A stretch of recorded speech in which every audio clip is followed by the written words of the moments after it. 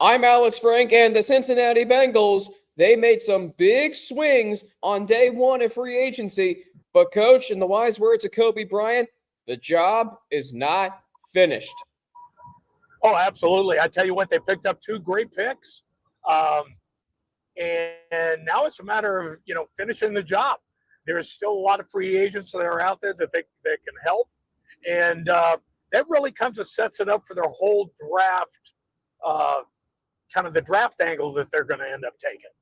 3 letters, BPA. The road to there continues, including on this edition of the Bengal Squad Show. Good day.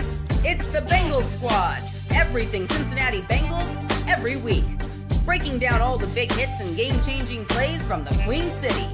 The way only the Locked On Podcast Network can. From the jungle to the playoffs, the Bengals Squad Show starts now.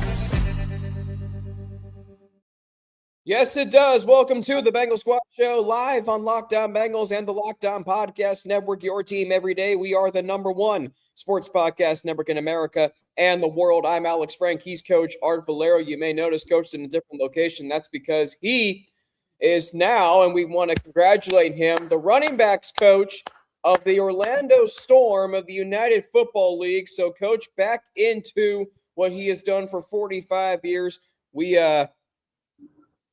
We thank you, Coach, for taking some time to come on the show today. We are fired up to be with you. I tell you what, this is a great time for you. Jake Liscow joining us here shortly. Coach, kind of take us in before we get to some Bengals free agency news. Kind of take us into what life is like for you right now in this latest coaching gig for you. Well, hey, let me just tell you about what life is like. It gets better and best, right? I've done this seemingly like my whole life. So when I received the call, I said, when do you need me there? And I went. And whether it's talking about football or actually coaching it, teaching the game, I can't tell you. Some people like football and some people love football. And I'm one of those that loves the game, loves to be around young people. And it's just, hey, you can never be too young. Now, as far as the Bengals are concerned, I think they hit a home run with the 2 picks. The 2 choices they signed on as free agents. I think the Cook player, and we talked about this earlier, Alex, it was either one of those 2 Cincinnati safeties that were available. If they can get them, then that allows them not to necessarily be early in the draft trying to seek out a great young safety. They've got a veteran who's relatively young, who's got great range, is not afraid to stick his head into piles and to make great tackles. And I think that the Cook young man he's going to solidify that secondary. Yes, he will. And want to welcome in Jake Liscow to the stage, who he is a busy man these days with our let me fix that echo there. Jake, welcome to the show. Hope you are doing well. Just kind of give us your thoughts on I know you voiced them last night on Locked On Bengals with James Rapine, but kind of give your thoughts on the Bengals day one in free agency and what should we expect the rest of this week and the free agency frenzy. Yeah, I think it was a good start, but it's a start, right? And that's where I think we need to see this, and the expectations remain high that they'll go get a starting linebacker and probably add another defensive lineman. But that doesn't mean that it's not a really strong start. I'm really excited that they went out and got Bryan Cook and Boye Mafe. I think Mafe was one of my favorite targets on the edge in free agency after probably Jalen Phillips, but Jalen Phillips went out and got $30 million. And so at that point, if you wanted to go with a bit of a cheaper option who still has some upside, similar age, and a pretty good 3-down profile, Boye Mafe is the next guy. Odafe Owe would have been a great option if they were looking for that pure pass rusher type. That's more of his game, but Mafe being a 3-down player is a fairly exciting addition to me, and I do think that there's pass rush upside. I think a lot of fans are maybe looking at the 2 sacks he had last year, and that's something that we're going to dig into over the course of the next couple of weeks on Locked On Bengals and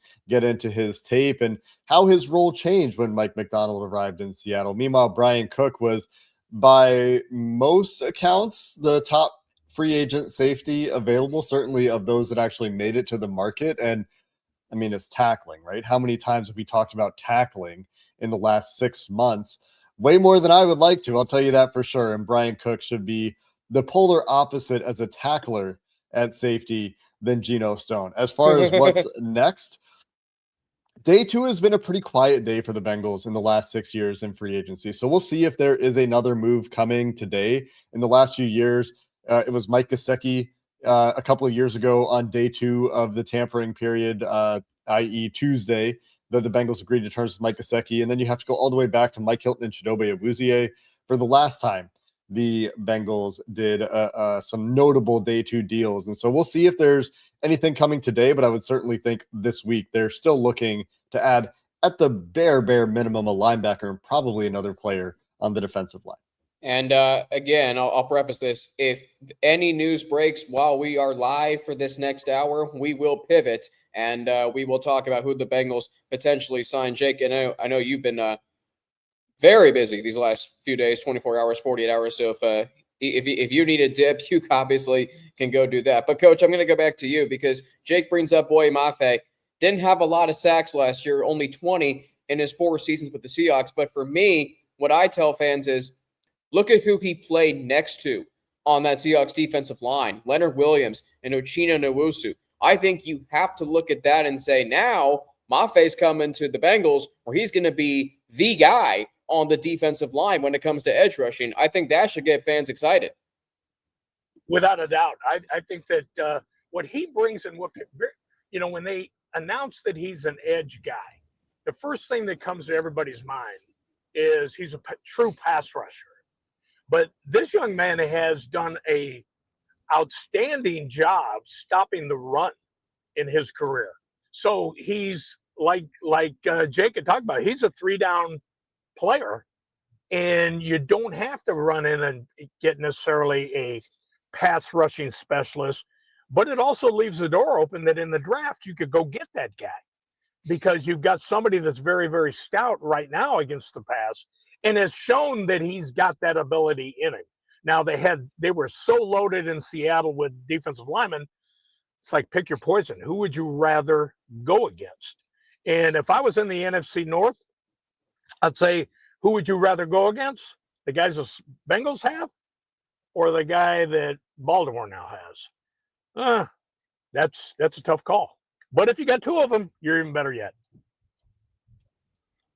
Jake, I know you turned your mic on. Do you want to add to that? Because I think the one thing that I think people may be worried that with Shamar Stewart and his low production coming out of college, they're worried that's going to be the same thing for Boye Mafe. I don't think so. Yeah, I was actually just trying to find the Seattle blitz rate for 2025 because I think one of the things that happened with Boye Mafe is that he went into a defense where his role changed. One, he became a bit of a role player, and it's a little bit similar that there's some parallels with Trey Hendrickson's role in New Orleans with Boye Mafe's role before he arrives in Cincinnati, where Trey Hendrickson for the Saints was more of a designated pass rusher type of player. They were hiding him from rundowns. That's not the case with Mafe, but it was a rotational role for Mafe on that defense because, as we've mentioned, they have so many guys that they can throw at you up front with DeMarcus Lawrence and Nwosu on the edge, Mafe and Derek Hall also on the edge. I mean, that is a 4-deep, strong pass rushing rotation with 2 butt kickers in the middle in Leonard Williams and Byron Murphy as well. So they have all of this going on. And despite that, they have Nick Worry blitzing 72 times, Drake Thomas blitzing 80 times, Ernest Jones blitzing 68 times. So quite a lot of blitzing from their linebackers and from Nick Worry, their overhang slot guy as well, to go with a few corner blitzes that they mix in there. Devin Witherspoon, 28 pass rushing snaps last year, and another linebacker for the Seahawks, Tyrese Knight, with 21 pass rushing reps. So the reason I bring all this up is when you're that loaded on the front, as you alluded to, Alex, and you're sending blitzes, the role for Mafe went from before Mike McDonald maybe you're going to try to win. You're going to be the winner. You're going to try to get your one-on-one. You're going to try to beat the tackle and get to the quarterback yourself too. Well, now maybe you're trying to flush the quarterback into the pressure. Maybe your role now isn't as much, I need to go get the quarterback myself, but it's now, I want to set up the pass rush to force the quarterback to step into my linebacker in the B gap on the other side of the line of scrimmage or something like that. And you're seeing that changing role for him. And when he comes to Cincinnati now, you might get some of that, and he's going to be experienced in a couple of different schemes and different pass rushing styles, but he's probably going to be asked to do more winning on his own. And if you go back to the last time he was asked to do that, which was before Mike Macdonald's arrival, so 2023, his pass rush win rate was a career high. That's his 9-sack season, I think. And his true pass rush win rate that season over 20%. That's a very respectable number and better than anyone besides Trey Hendrickson on the Bengals in the last few years. So 12 sacks in his first 2 seasons before Mike Macdonald got to Seattle. He had 16 quarterback hits in that 2023 season that you alluded to. So again, you just have to remember the role that he played the last 2 seasons. He was still very effective when you look at the way he played in the Super Bowl and in the playoffs for the Seattle Seahawks. He was a big reason why they were able to get to quarterbacks like Drake May and Brock Purdy and Matthew Stafford, and even Brock Purdy in the regular season. I mean, you look at the Seahawks defense coach, and you know this, having coached in Seattle the last year when they played San Francisco twice in 2 weeks. They played them in back-to-back games, the bye week in between. They held them to a combined 9 points. And that's an offense with Christian McCaffrey and George Kittle and Brock Purdy and Jawan Jennings. So the Bengals bolstering their defense, they went after players that played on championship caliber defenses, and you're seeing why, because they weren't just great players on those defenses, but they played next to or behind other great players, and that really matters. Absolutely. You know what? They bring a mentality. They bring a certain amount of leadership. I mean, great leaders. They know how to win. They know how to practice. They know how to go about their business. They know how to be pros. And I think that really lacked last year with the Bengals all the way around, because like we had talked about before, a majority of their captains were either hurt and not playing and or got suspended for a game. And I think these guys bring that level of leadership ability to each of those, to the defense, to really allow those young kids to mature the way that they're supposed to mature. Yeah, that's a great segue into our next topic of conversation, because we're going to talk about why the 2 signings yesterday goes back to the plan a few years ago that got the Bengals to Super Bowl 56. We will get into that conversation coming up next on the Bengal Squad Show. Today's edition of the Bengal Squad Show is brought to you by TurboTax. It's tax time, but for a lot of us, the old way of doing taxes is, well, a lot. Trying to book an appointment that's not the most convenient, sitting in a waiting room with a stack of papers, emailing back and forth and wondering if they really get your situation. Well, this year, you're getting a major upgrade. Intuit TurboTax now has in-person locations nationwide. You can meet face-to-face with the real tax expert, and your documents get uploaded straight to your TurboTax app on the spot. And just like that, you're done. And your TurboTax expert works to get you every dollar you deserve, while you get real-time notifications as you go about your day. It's the relief of walking in and meeting a real person and walking out knowing your taxes are being handled right. Head to TurboTax.com/local to find a store near you and book your appointment.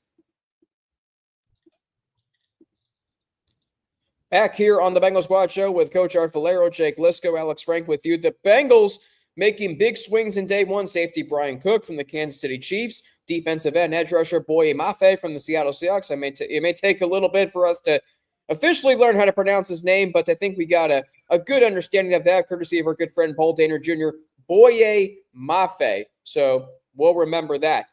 The big thing, though, with these 2 signings, guys, for me is this. And Jake, you remember this in 21. Coach, you may remember this too. When the Bengals rebuilt their defense in the 21 free agency period, they didn't just go out and get good players just to get good players. They were very intentional and purposeful about the players they were bringing in. Leaders, captains, winners, guys who had won before with their previous teams. And it goes back to what they did offensively, drafting Burrow, Chase, Higgins. They when they rebuilt their offensive line, they signed players who had won Super Bowls with their previous teams. Now they're doing that on the defensive side of the ball. The two players they signed yesterday are both former Super Bowl champions. And I can't stress enough how important that is for the Bengals rebuilding their defense. Yeah, big dedicated effort to go get guys with recent playoff experience, with Super Bowl experience, and both of these players bring that. Bryan Cook in particular should be a strong communicator in the secondary. In addition to everything he does during a live play, he should be helpful in making sure everyone is lined up in the right spot. Coming from a Steve Spagnuolo defense, he should have seen plenty and plenty of complexity. Steve Spagnuolo certainly specializes in complicated and bespoke playoff game plans, much in the same way that Lou Anarumo did for the Bengals in their two playoff runs in 2021 and 2022. Bryan Cook, no stranger to those ideas. And so he should land with, very likely to me, strong leadership capabilities, especially in the back end of that defense. I'm less familiar with Mafe's leadership resume, as it were, but certainly has the experience, right? He has 4 years, 2 years in a really strong program that Mike McDonald put together. Obviously, just is coming off a Super Bowl, is an ascending player, in my opinion. So I have less strong opinions about Mafe in a leadership, still strong opinions about him as a player, but Cook is a guy that I think should be helpful to come along with the praise that we heard for Jordan Battle's communication and his growing savviness from the coaching staff. If that is real, you have a couple of safeties now at the back end that should be very much providing that veteran presence. Again, I want to underline that there's more work for this team to do. These two signings aren't everything that we need to see this team do to get this defense in the right direction, but it's a great start. And so going to that leadership point, Alex, Bryan Cook really fits the mold. No question about that. And Coach, when you have players like that, that really helps a young defense come around. And I can't tell you how indispensable that's going to be for guys on this team currently. You know what? Without a doubt, 100%. You know, like Jacob just talked about, it's a great start. I'm hoping this isn't the end for the fans and for the team itself. You know what? There's still some guys that they need to get. They can add a defensive tackle inside, linebackers, and with the same history and leadership ability and pedigree that the two that they did pick up. And then you'll say that, you know what, now they can go into the draft and take the best available player, whether it be offensively or defensively, because they've given the defense some major puzzle pieces to trying to put this together. You know what? And I worked for Steve Spagnuolo, and there's nobody more. If you can run in his defense, everything else is easy because you have to do literally everything. And I think that's why with Cook, I think they've got a real winner. I think they've got really somebody that's very, very special. Well, that's what I like most about this. In addition to him being a former Super Bowl champion times two, he won a Super Bowl in each of his first two seasons with Kansas City. Bryan Cook played for arguably the best defensive coordinator of this generation in Steve Spagnuolo. So he's going to bring a wealth of information to a defense that is in dire need of it, particularly, Jake, as you mentioned, a guy like Jordan Battle. But here's a guy who has started 34 games over the last two regular seasons and then 3 games in the playoffs in 2024. 85 tackles last year, 78 tackles the year before that. So you have a player who is ascending and coming into his own. And when it comes time to where he is going to spend the prime of his career, the Bengals were willing to break out their checkbooks and pay him good money to come back to Cincinnati, where he played college football, was a part of the Bearcats college football playoff team in 21. So that it just made a lot of sense going into free agency. But the fact that the Bengals were able to pay the money that they did to get him, to acquire him, Coach, you talk about it all the time. The Bengals have to be in a position where they are going to buy a team and build a defense that is championship caliber. This move right here, albeit it's just the start, it's, hey, we are doing this. We're doing what we say we are going to do, and that's a big thing. Oh, you know, you look around the league, and just the guys that were very, very aggressive and all in free agency, like Carolina, they know that window does not stay open very long. And as big as it is, it can close in a hurry. And when you're all in, you need to be all in and go. And you know what? Joe Burrow's not getting any younger. He is getting better, but you got to surround him with some other good teammates, both offensively and defensively, and in special teams, where a lot of those young players need to contribute the most and not be asked to fill all those spots on defense. You can hide one. It's tough to hide two or three. Very much so. And that's why there's more work to do, right? Yeah. They've got to go address the second level. Linebacker pretty well picked over on day one of the negotiating period. And Leo Chenal, certainly a guy that we have circled and discussed many, many times on Locked On Bengals over the last few weeks. I don't know if you have this this plan today, Alex, but this report that occurred as we were talking about 20 minutes ago. Jonathan Jones, who is a good NFL reporter, talking about Trey Hendrickson's market. This is fascinating to me, if for no other reason than it's just interesting. Trey Hendrickson supposedly asking for prices that are $10 million more than what teams are willing to pay. So according to Jonathan Jones, as of this morning, there were teams that he spoke to who said the gap between what Trey Hendrickson wanted and what those teams were willing to pay him was close to $10 million per year. Now, obviously, a few implications here. One is for potential compensatory picks. And again, this is a formula that the Bengals should largely be ignoring right now. I think they need to go out and make whatever moves they need to make the team better. Maybe they're interested in a great Dre Greenlaw kick of the tires as he was released, and that wouldn't factor into the compensatory formula. But I just think it's fascinating that Jalen Phillips, who has also had injury issues in his career, but is younger, to be fair, is able to secure that $30 million bag. And given it, there's a Carolina tax attached to that, right? But Trey Hendrickson really not seeing that market develop for him, I just think is interesting. And I'm sure that the folks at Paycor Stadium are feeling very vindicated right now and thinking like, yeah, you see, this is hard. This has not been an easy negotiation between these two parties, and a fascinating little tidbit from Jonathan Jones there this afternoon. Coach, are you surprised when you hear that? Not at all. Not at all. You know what? I look at it as if everybody in the NFL understands the chaos that was around that. Nobody wants the circus. You know, they don't want the circus to come to town and have everything outside the building going on. GMs and owners look at it and say, do we want to pay him a lot of money and look what he's going to end up being the next time he wants to, or he doesn't want to?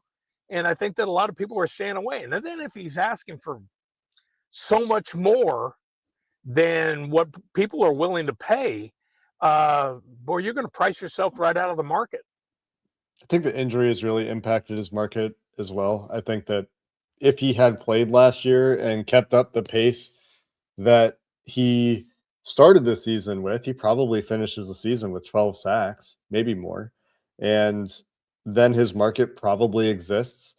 But sometimes you bet on yourself in the NFL and it works out. Jamar Chase earned himself more money by waiting an extra year to sign an extension. Sometimes you bet on yourself in the NFL and it doesn't work out. That's the nature of playing on one-year deals. That's why Trey Hendrickson wanted the security last year. And when the offers weren't up to snuff, he decided to just play on the one-year deal, banking on himself. And unfortunately, I think that has for him, unfortunately for him, certainly, and maybe the Bengals, I think it's had an impact on his market here as that's developed over the course of free agency. I had seen, go ahead, Coach. No, I was going to say I agree totally. So I had seen that report that you were alluding to, Jake, from Jonathan Jones right before we came on this show, and I can't say I'm surprised. I think Trey Hendrickson's going to run into a situation where the money that he is seeking at, he's over 30 years old and he was injured last year, he's not going to get it. And I'm thinking, I thought about this going into free agency, and as the free agency frenzy's unfolded over the last 24 plus hours, I'm sort of wondering if he's even going to get a deal anywhere. I genuinely do wonder that. And now what I hope that doesn't mean is if he doesn't get a deal that he's going to come back to Cincinnati. I don't think that's going to happen, but I mean, yeah, I wouldn't think so either. I think that, that bridge has been burnt. It's on the bottom of the Marianas Trench. It's been burned and has sunk to the bottom of the ocean, fellas. That one's not happening. Wow. Oh, my gosh. I didn't think we were going to go that deep, literally. Down to the bottom. I mean, the issue for Trey Hendrickson in negotiations throughout his time in Cincinnati, I know a lot of people are ragging on his agent. It's pretty easy to do so. The 1-year extension that he took in the first place, the way last offseason went, the bet on himself. Look, it's not a terrible idea to bet on yourself when you've had the time you've had in Trey Hendrickson's career. But when it doesn't work out, it doesn't work out. And I think that's what Trey's dealing with now. Yeah, I agree with you. Coach had to run to practice, by the way. He's the running backs coach of the UFL's Orlando Storm. So we wish him a good practice today. I think what's interesting when it comes to going back to the conversation with Bryan Cook and Boye Mafe, Jake, for me, it's you look at the guys that Bryan Cook played with on Kansas City's defense, Trent McDuffie, Jalen Watson, Juan Thornhill. I mean, all those guys, McDuffie and Watson just got paid with the LA Rams. I mean, the Rams are completely remaking their secondary, probably because they're still having nightmares of Jamar Chase and T. Higgins burning them in Super Bowl 56. And then you look at Boye Mafe on the Seahawks. We talked about who they played with, or he played with on the defensive line. But what he was able to do was really impactful for guys in their secondary like Tariq Woolen, and Devin Witherspoon and Nicky Minwari. You talked about him earlier. So for me, you're seeing two guys that played on two very good defenses. They come from those cultures, and the Bengals need that. They need a player in Bryan Cook who's like a Jesse Bates, like a guy that can get the back line of the defense organized. They haven't had that since Bates walked. I'm not saying Bryan Cook is Jesse Bates, but for me, it brings me shades of him, and that I think is going to be a huge advantage and a huge boost for the Bengals secondary. Yeah, I think they're very different players stylistically. And I think that Jesse Bates is probably still a better player and has been a better player throughout his career. But that doesn't mean that Bryan Cook isn't the best they could have done this offseason. I think he was the best option for them available. And so you have to give them some kudos for getting the deal done with what I think was the best safety available. I really like the Cam Curl fit and potentially Nick Cross could have been a fit if it didn't work out with Bryan Cook. But I do think that he was pretty clearly the best available. We do our big free agency sheet every year with Joe Goodberry, James Rapine, myself, and Mike Santagata. And he was clearly the best safety for us. And Boye Mafe was clearly, not including Trey Hendrickson, the third best pass rusher for us as a collective. And so when you get two guys in our top 20 free agents, we're not going to complain too much, right? As a collective. No. And hopefully it's the shot in the arm to bring the level up on the defense. But with Mafe in particular, that they need to, and it just kind of highlights the need where he's coming from, highlights the need for the Bengals to continue to invest in their defensive line. And I don't think that this shuts the door on Caleb Downs or Ruben Bain if either guy is available to them at pick number 10 in the draft.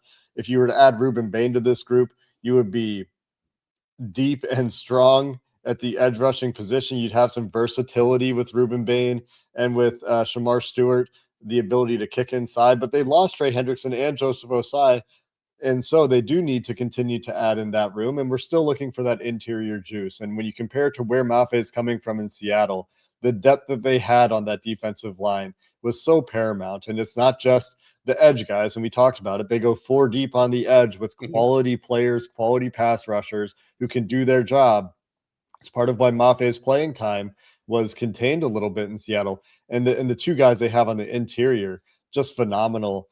And they're deep there too. So kind of underscores what every team in the NFL is trying to do a lot of the time, which is to build depth and have waves and be able to stay fresh and continue to get after the quarterback. And the Bengals obviously still have more work to do there in that category. And as we talked about earlier, they'll continue to be active, I think. Here we can talk about the cap situation and how much money they may still have left to spend if you're interested in that. And we'll have to see where they go here on day 2, because I can tell you for sure they were sniffing around some linebackers yesterday. Didn't work out with a couple of those deals on day 1. I do still think that they will be looking around there and it's just a matter of who. I don't know exactly who they're talking to today, but I do strongly believe that they still have interest in signing another linebacker and another defensive lineman at least. How did you feel when the Titans won the bidding war for John Franklin Myers, and then, as aforementioned, linebacker Devin Lloyd, the Carolina Panthers, who had a very good day yesterday? How did you feel when those two teams outbid the Bengals for John Franklin Myers and Devin Lloyd, respectively? I would have liked to have seen the Bengals probably do the Devin Lloyd deal. I feel like that's a deal that they could have gotten done. It's probably something that came down to the guarantees. Lloyd did not get, he was one of the few players yesterday that didn't get a deal that was above what we had projected for him. A lot of these deals came in well above projections. We talked about Jalen Phillips. We talked about Odafe Owe. You mentioned John Franklin Myers. Those deals came in a healthy amount, 20 to 30%, maybe even a little bit more above what we had them projected at for annual value per year, and even in the guarantee category. And so the way the Bengals got the deals done with the two guys they did sign is they got guys that would agree to their deal. They have strong cash flow for both of these players. Boye Mafe, according to Ben Baby's report on Tuesday, getting about 48% of his entire contract value in the first year of that 3-year deal. Bryan Cook, according to the structure that we have seen, is getting 45% of that value in the first year of that deal. So strong cash flow and effectively guaranteed year 2, because these are going to be big signing bonuses and make it prohibitive for the Bengals to cut these players in year 2. So while they're not doing true guarantees in terms of it's written into the contract, this money is guaranteed, they're still doing their thing that the Bengals have always done, where they're doing practical guarantees. But for some players, that's not good enough. And I think that's probably what happened with Devin Lloyd. I think that's probably what happened with John Franklin Myers, because you compare the Franklin Myers deal to the Boye Mafe deal, and they're similar besides the guarantees. I think the guarantees were the difference there. It's very easy to put together a story in your head that was, yeah, the Bengals were in on John Franklin Myers and he went elsewhere. The Bengals quickly pivoted and focused on Boye Mafe with that money immediately afterward and found a player more amenable to their structure. And Bryan Cook obviously might have been more amenable to that structure because he gets to come back to Cincinnati, where he played his high school and college football. And so I think that's probably what it came down to with Devin Lloyd and with John Franklin Myers. And that will always be something that is frustrating about this team, because you're effectively guaranteeing the money. You're just not contractually guaranteeing the money. And if that's the difference in you signing Devin Lloyd and not getting a linebacker that you really want, well, that's something that I think is a bit of a thorn in the side, but we'll see what direction they go. We're not closing the book, obviously, on free agency yet. There's plenty of time and plenty of players still out there. And if they don't make a satisfactory move, if they don't go get another guy to help on the defensive line, if they don't go get a linebacker that we think stabilizes that unit, we'll be critical, but that hasn't happened yet. I would have done the Devin Lloyd deal, to be totally honest with you, but again, I can see where they broke down for the Bengals most likely. I would have done it too. If DJ Reader is an option for the Bengals to bring back as a defensive tackle, would you be in favor of that? I would probably be in favor of that. I think DJ Reader is still a good player. It depends on what the contract's going to look like. It depends on what the Bengals plan is for TJ Slayton in that case. I would rather have a Logan Hall kind of player. I would rather maybe even take a swing on, well, maybe not rather. If they're going to get a couple of guys here, a couple of veterans, let's say Javon Hargrave and DJ Reader together, if they want to get a couple of guys on short-term deals that are toward the latter part of their careers, I still love DJ Reader as a human being. I think he's still got the run defense chops that he had when he was with the Bengals. But with those kinds of players, you never know where that age cliff is. I would be interested in both of those guys for very different reasons. Hargrave, more of your third down, we're going to get after the passer kind of player who still has pass rushing juice, even in his advanced age for the NFL. He's younger than me, so I shouldn't be talking about his age. But same for DJ Reader if they want to go the run defense route. But I would look for another player there, period. And I know there's been a lot of talk about Jalen Carter as well, Alex. I don't know if those are waters the Bengals are ready to go swim in, but it's intriguing to say the least, and something that you should probably be considering. And if it's not Jalen Carter, maybe there's another team that you could get around to and start to kick the tires on some trade exploration if the free agent market doesn't have the kind of fit that Al Gold and Jerry Montgomery are looking for, because they've had interest in some Jerry Montgomery connections so far, and they haven't landed any of them to date.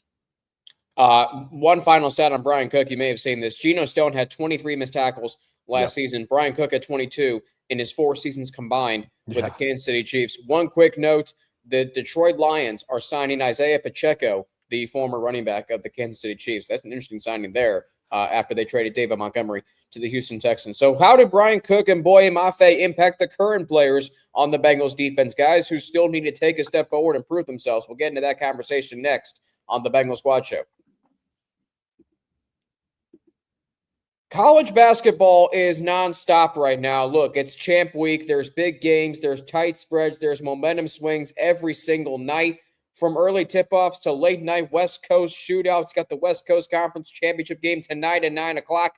There's always action on the board. And right now, FanDuel is giving you a way to turn that energy into even bigger potential wins with a college basketball parlay profit boost. You can build any college hoops parlay you want. Rivalry games, ranked matchups, whatever fits your read. You can mix spreads, you can mix totals, player props to match how you see the slate playing out, and then you can apply the profit boost and instantly bump up the potential payout. Go safe, go bold, ride with the team you've been following all season. It's your parlay, it's your style, now with more upside behind it. Head to FanDuel.com to get started. That's FanDuel.com. FanDuel, play your game.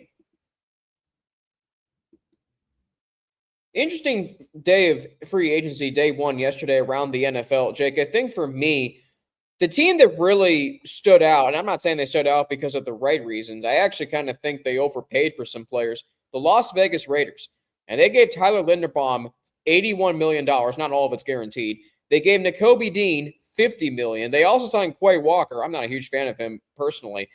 They had a very active day, to say the least.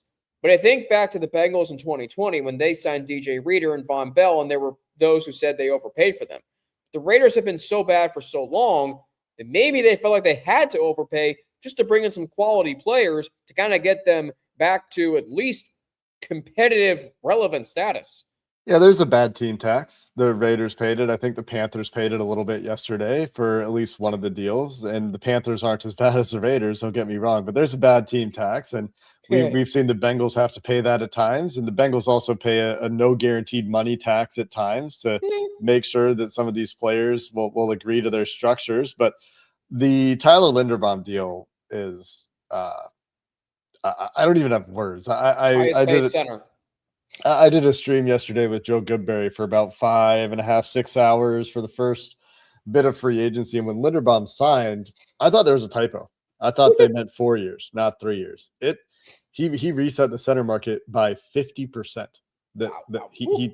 So by that I mean Creed Humphrey was making $18 million a year, and Tyler Linderbaum's making 50% more than that, $9 million more than that, $27 million per year. I mean, that's just a pretty unprecedented market spike, resetting the market. And even if you look at like inflation adjusted things like percentage of cap at the time of signing, huge reset for the center market. Typically when you see guys resetting the market and making a couple more $1 million than the next highest paid, is because the NFL cap has gone up. Everyone's making more money. It's just inflation. Inflation occurs in the NFL as well. And say, for example, Creed Humphrey at the time got like 7% of the Chiefs cap. If you were to take 7% of the Raiders cap today, you would see that is a bigger number because the cap is bigger, right? It's about $30 million higher. So 7% today is more than 7% last year. But that deal really spiked my interest. That is an absolutely crazy, crazy deal for a market resetter for Tyler Linderbaum in particular. And look, they're trying to invest around a rookie quarterback contract that they know they've got coming. They're trying to get ahead of this. This is going to be a multi-year process for the Raiders. They have a ton of money to burn. And so that's where they're starting, and good for them. We'll see if it works out and the Raiders return to relevancy. For them, I hope they do. Now back to the Bengals, because if you want more Raider stuff, just go listen to Lockdown Raiders, the Raider Squad show. They do a good job, by the way. So the thing about the Bengals defense last year that we talked about on this show a lot was, and you and James talked about on Locked On Bengals, it's the fact that the Bengals defense was just so young. I mean, they didn't have any veteran leaders. Hendrickson was hurt, so he couldn't be it. Logan Wilson was released. He couldn't be it. And then now you bring in Bryan Cook and Boye Mafe. I can't tell you how vital that's going to be for guys like Jordan Battle, guys who looked like they were making progress as the season unfolded. And then even up front, Boye Mafe is going to be a tremendous asset, I believe, for Myles Murphy. And I'll even go as far as to say Shamar Stewart, because I know a lot of people may be out on him, but he's only been in the NFL for one season. And the guys in the Bengals defense last year did not have the adequate resources to really develop throughout the course of the season. I mean, it was a lot of trial and error, to put it nicely, I would say. But now there are veteran leaders on this defense, Jake, and I can't tell you how important that is. Yeah, I think veteran leadership is part of it. We talked about that. I think the role they play will be part of it as well. Boye Mafe is going to be almost exclusively an outside rusher. I don't think he's going to kick inside much, if at all. He's not really done that in his career.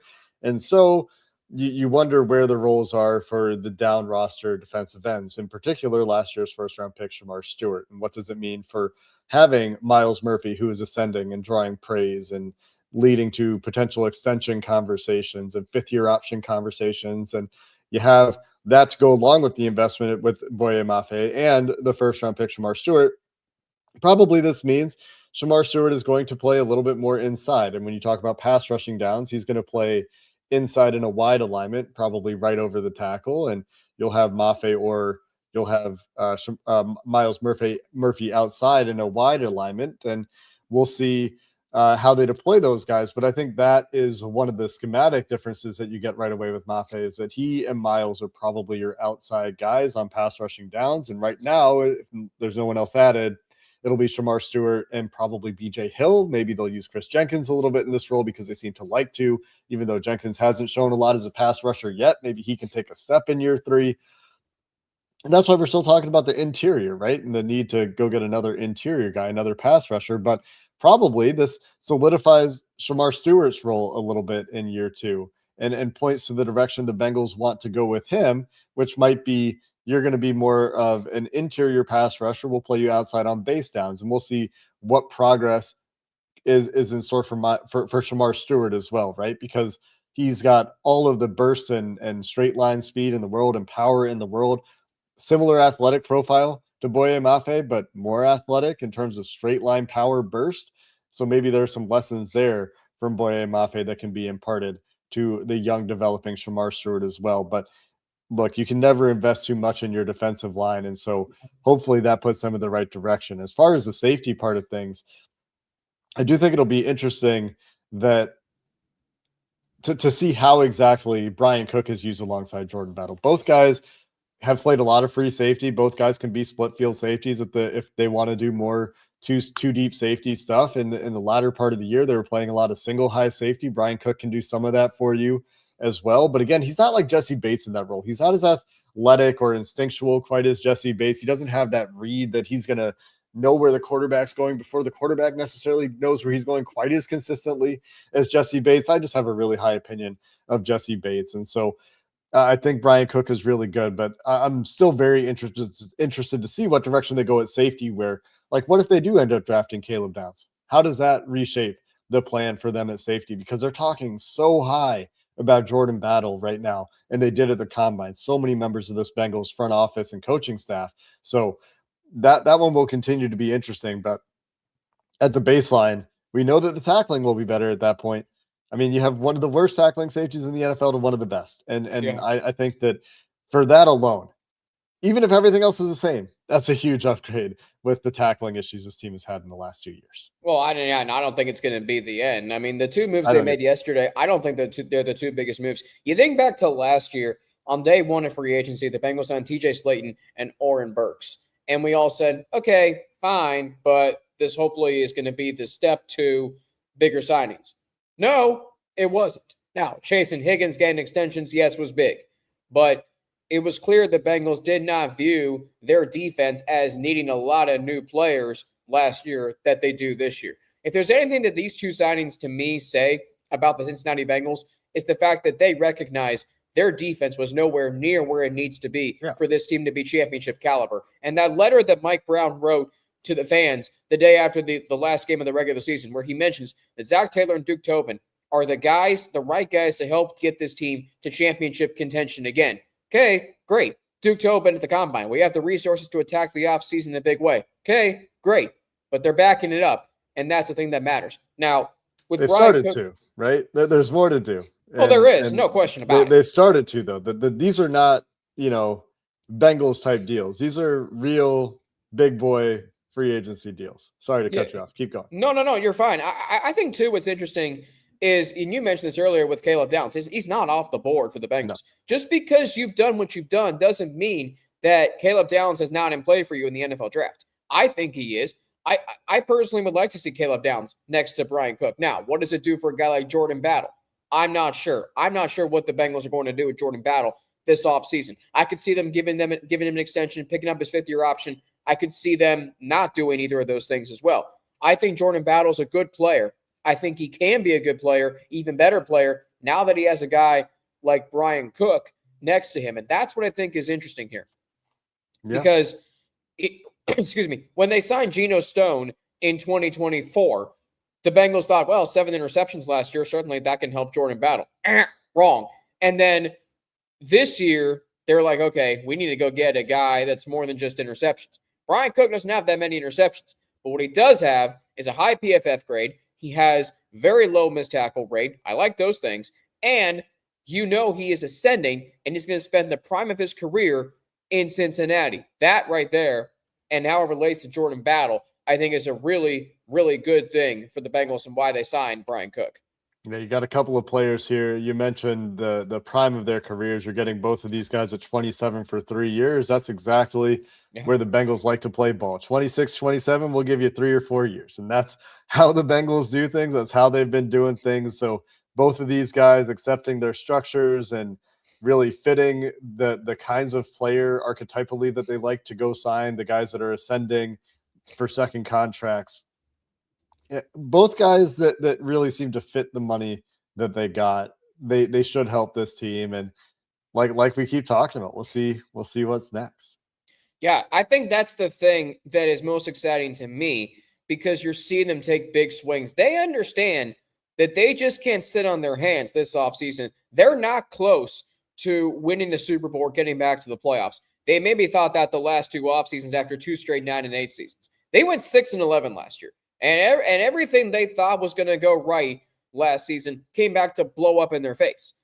They knew they had to fix a ton this offseason. They're off to a good start. No activity so far today as we're doing this, and as you and James continue what you're doing over on Locked On Bengals and Cincinnati Bengals Talk. There could be more news that comes today. I hope there is. And we'll talk about what moves we want to see them make, plus who won day one in free agency. I have a surprise team that I think did. We'll get to that next right here on the Bengal Squad Show.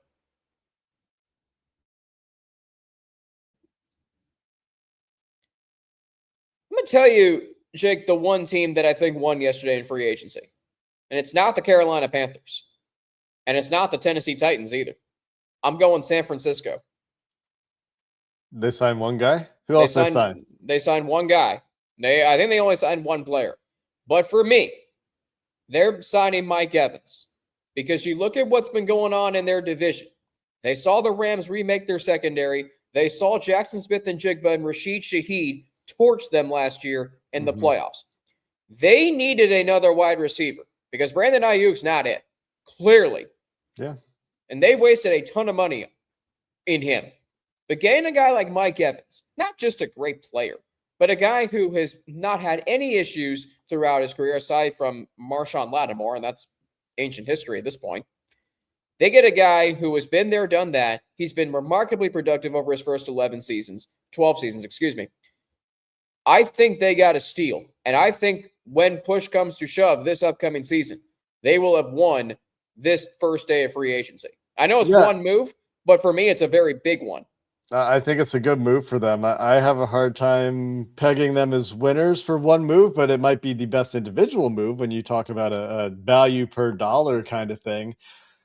I don't know who else is really contending. I mean, the Panthers signed 2 guys, and I think they paid a lot of money for Jalen Phillips. I like the Devin Yeah, they Lloyd did. deal, I do, but I think they paid a ton of money for Jalen Phillips, and hopefully he stays healthy for them. Most of the teams that were very active are not teams that should be contending this year. There's always zero to heroes in the NFL. There will always be worst to first teams in the NFL, but the most active teams like the Raiders, the Saints, the Titans, like Yeah. I mean, they're trying to build around young quarterbacks, but these teams are not good teams, and so we'll see. Do Daniel Bellinger and Cordale Flott and Wan'Dale Robinson, uh, all of who is the Brian Daboll's Yeah. former players and the Giants coming to the Titans? Is that going to help? Is it going to help them to go get some of Robert Saleh's old friends and Jermaine Johnson and John Franklin Myers? Maybe, but those guys weren't very successful as head coaches either, and there are various issues that weren't just their fault with those situations. But it was an interesting day. Again, the teams that were most active are not teams that you expect to be strong contenders. Which contenders were most active? I mean, the Chiefs lost guys. They brought in Kenneth Walker and I Kyrie like that move. Stonga and Alohi Gilman to replace the safety they lost, but they lost both of their corners. I think they were expecting to keep Jalen Watson, and the Rams traded for one, signed the other. The Rams essentially took both of the Chiefs' corners. Maybe you like the direction the Rams have gone I so do. far. The Rams I do. also brought in, is that it? They got a They, long snapper. they brought in a long snapper, yawn, but Yeah, I mean, they retained Cam Curl, who I would have been interested in for the Bengals, yes. and the 2 big ones were adding Jalen Watson and Trent McDuffie for them so far. Houston So got Reed Blankenship from Philadelphia. Big fan of that signing. They've had a good start, I think, to their offseason. The Eagles have they're losing everybody. I mean, they lost one player on every level of their defense yesterday. Phillips up front. I do agree with you. Carolina spent a little too much money on Jalen Phillips, especially given he had should be a good player if he's healthy. No, he had absolutely. Nakobe Dean, the Raiders, I think maybe overpaid for him, but very good when healthy,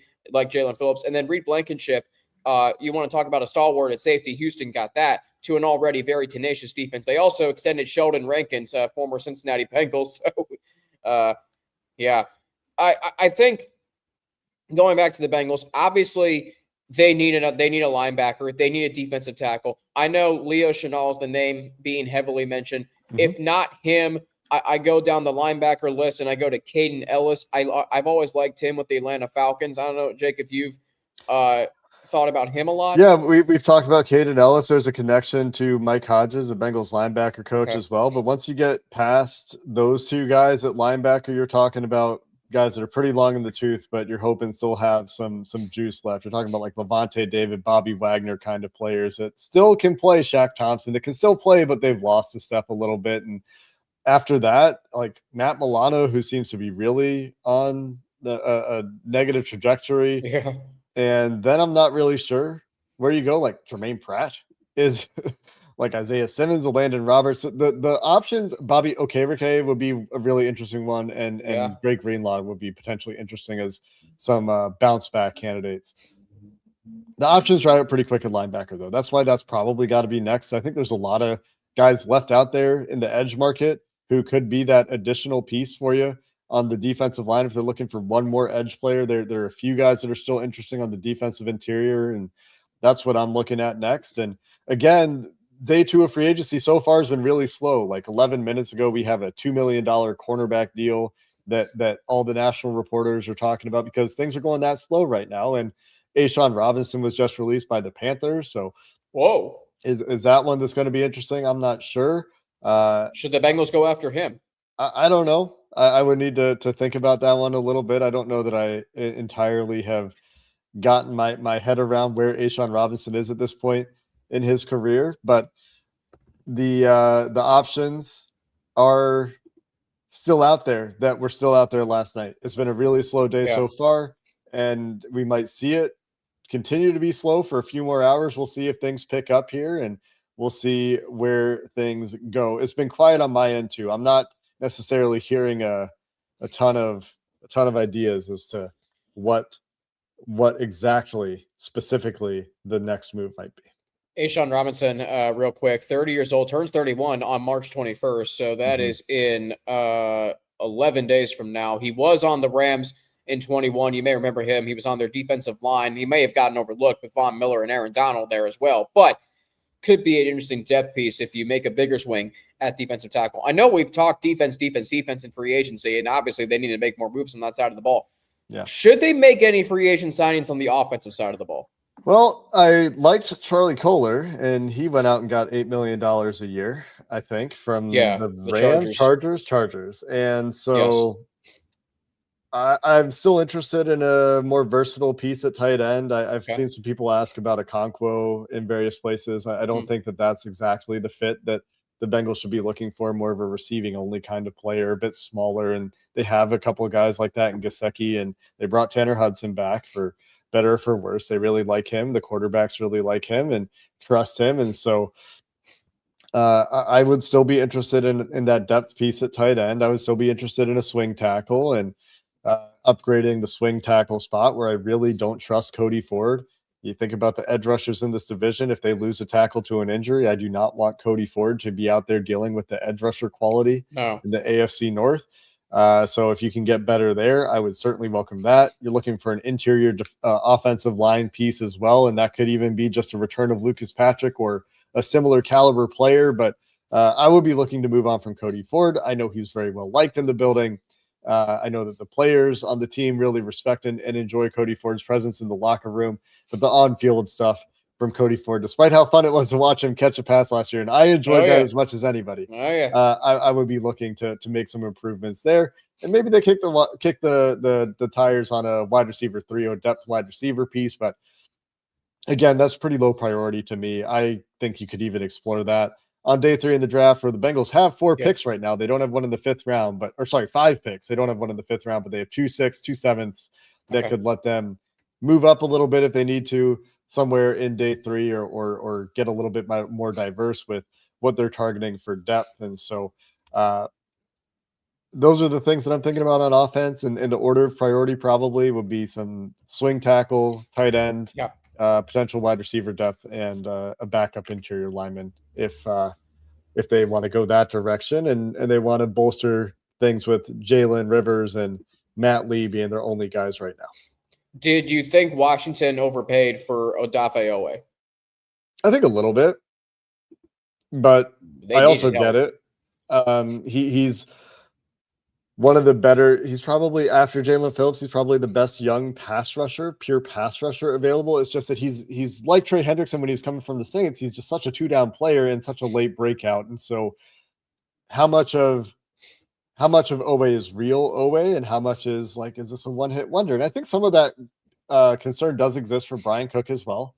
A bit of the one-hit wonder, one-year wonder kind of contract year bump for Bryan Cook. I'm less concerned about it there.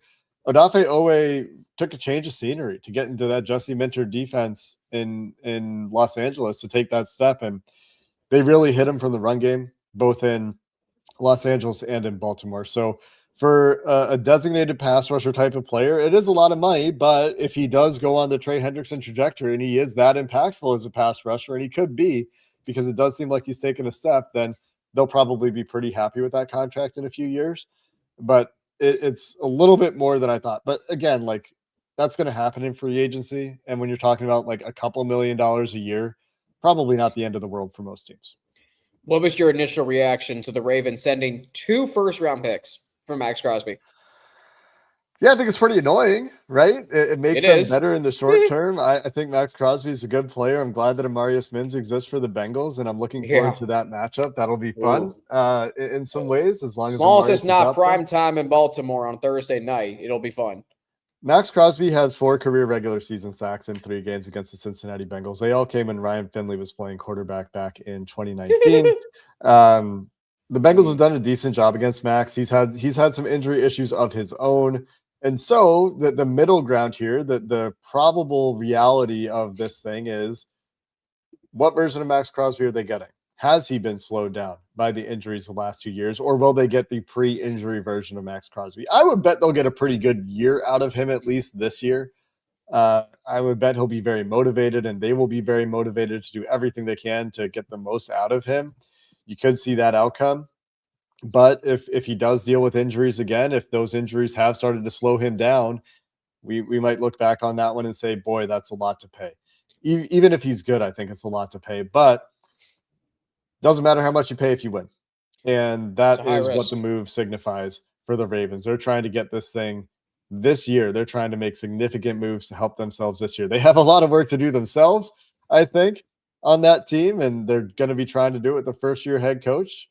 But they took a swing, and they did. Sometimes you take swings in the NFL, and you see what kind of results you get. It's a big price to pay for a good player, and we'll see just how good Max Crosby is for the Ravens. And good thing the Bengals have all 5 starters in their offensive line from last year returning this season. But I will say this about the Ravens, Jay, because I think what we're going to see is they're going to get a lot of hype once again this offseason. But I would remind everybody, Derrick Henry is now 32 years old. He's a year older. Lamar Jackson was hurt last year. He's also injury prone. Max Crosby, we're mentioning, he's injury prone. Roquan Smith has lost a step from what he was a few years ago. You do have Kyle Hamilton. You do have Lamar Jackson, as I mentioned. But your offensive line is going to be different. You have a first-year head coach, first-year offensive coordinator. It is a big risk, but if it pays off, they will deserve credit. Obviously, we hope Amarius Mims and the Bengals offensive line can keep him at bay when they play the Ravens twice in the regular season.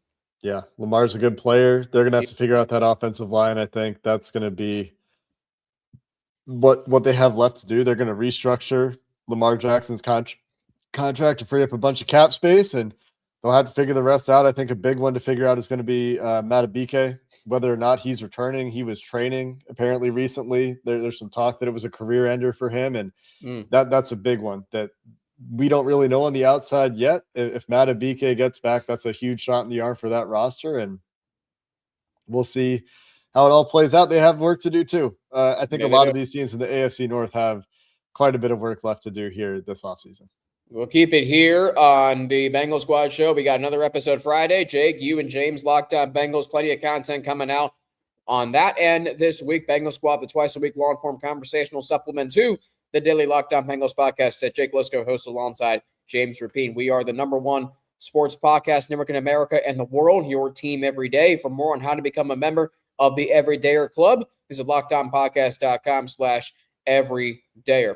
For Jake Liscow, at Jake Liscow and Coach Art Valero earlier, who had a dip to go to practice with the UFL's Orlando Storm training camp in Arlington, Texas.